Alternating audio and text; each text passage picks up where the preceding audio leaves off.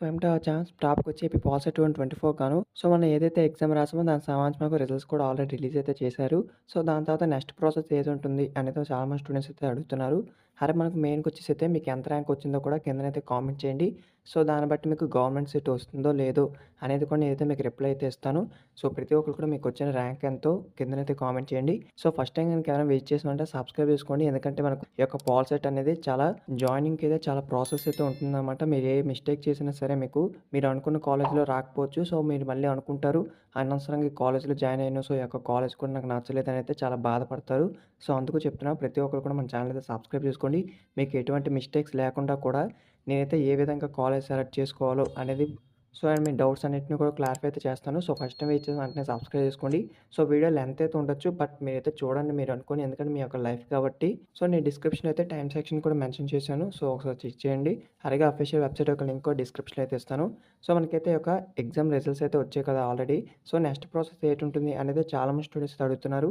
So next process మనకి ఏటుంటుందంటే ఈ యొక్క ఏపీ పాలిసెట్ అనేది మనకు ఒక నోట్ అయితే రిలీజ్ చేస్తుందనమాట. నెక్స్ట్ వచ్చి మీకు కౌన్సెలింగ్ ప్రాసెస్ అయితే ఉంటుంది.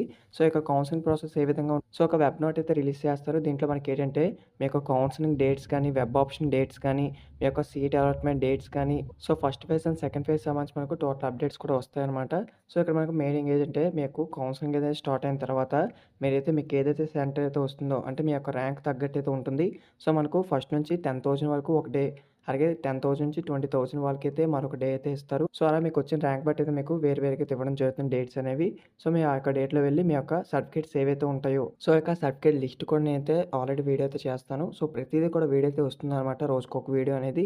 సో ప్రతి ఒక్కరు కూడా మీరైతే సబ్స్క్రైబ్ చేసుకొని సపోర్ట్ చేయండి. మీకైతే ఎటువంటి చిన్న డౌట్స్ ఉన్నా సరే కిందన కామెంట్ చేయండి. ఆ యొక్క కామెంట్ మీద కూడా వీడియో అయితే చేయడానికి ట్రై చేస్తాను. సో ఇక్కడ మనకి మెయిన్‌గా ఏంటంటే మీకైతే కొన్ని సర్టిఫికేట్స్ అయితే ఉంటాయి. ఆ యొక్క సర్టిఫికేట్ అనేది మీకు ఆ యొక్క కౌన్సెలింగ్ రోజున మీకు ఏదైతే డేట్ అయితే ఇస్తారో ఆ యొక్క డేట్‌న మీకు ఎక్కడైతే సెంటర్ అయితే పడుతుందో ఆ యొక్క సెంటర్‌కి వెళ్లైతే మీ యొక్క ప్రాసెస్ అయితే మొత్తం కంప్లీట్ చేసుకోవాలి. అలాగే అక్కడ మీకు ఒక ఫార్మ్ కూడా ఇస్తారు. ఆ యొక్క ఫార్మ్ ఫిల్ చేసిన తర్వాత మీ యొక్క rank card, so 10th mark list memo అనే మనకు టీసీ అనేది ఒరిజినల్ జిరాక్స్ కూడా అడుగుతారు. ఒకసారి అయితే తీసుకెళ్ళండి. సో ఒరిజినల్ అయితే మనకు వాళ్ళైతే తీసుకోరు. కాకపోతే ఉన్నాయో లేవో అనేది వెరిఫికేషన్ అయితే చేయడం జరుగుతుందనమాట.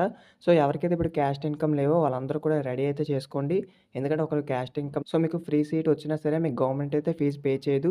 సో అందుకు చెప్తున్నాను. మీరైతే క్యాస్ట్‌ని గాని, ఇన్‌కమ్ గాని చేసుకోండి. అలాగే ఎవరైతే ఓసీ క్యాస్ట్ వాళ్ళు ఉంటారో వాళ్ళొచ్చేసి మనకు ఈడబ్ల్యూఎస్ అనేది సర్టిఫికేట్ అయితే ఉంటుంది. ఆ యొక్క సర్టిఫికేట్‌ని మీరు సచివాలయం గాని, మీ సేవలో గాని చేయించుకోండి. అది లేకపోతే మీకు ఫీజ్ రీయింబర్స్‌మెంట్ అనేది రాదు. అంటే 25,000 అయితే ఇస్తుంది కదా గవర్నమెంట్ విద్యా దీవెన కింద. సో ఆ యొక్క ఫీజ్ అయితే మీకు రాదనమాట. సో ఏమైనా డౌట్స్ ఉంటే కిందనైతే కామెంట్ చేయండి రిప్లై ఇస్తాను. సో తర్వాత మనకు వెబ్ ఆప్షన్ డేట్ అయితే ఉంటుందన్నమాట. వెబ్ ఆప్షన్ అనేది మీకు ఏ కాలేజ్ కావాలో ఆ యొక్క కాలేజ్‌ని అయితే సెలెక్ట్ చేసుకుంటారు. సో టోటల్‌గా అయితే మనకు ఒక 2 ఆర్ 3 డేస్ అయితే ఇస్తారు. మళ్ళీ చేంజింగ్‌కి అయితే ఒక 2 డేస్ ఇస్తారు.